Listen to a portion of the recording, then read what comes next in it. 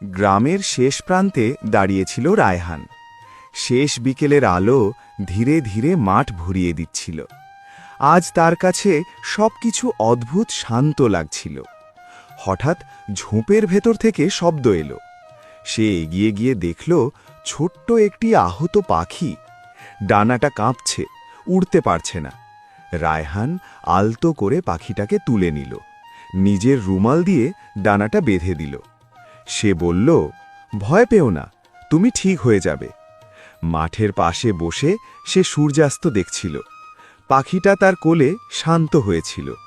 তার মনে হচ্ছিল কাউকে সাহায্য করলে মন হালকা হয়ে যায়।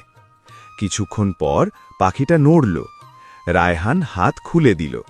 পাখিটা আকাশে উড়ে গেল, আলোয় মিলিয়ে। রায়হান হাসল। সে বুঝল ছোট কাজও বড় আনন্দ এনে দেয়, আর সেই আলোটা যেন তার মনেও রয়ে গেল।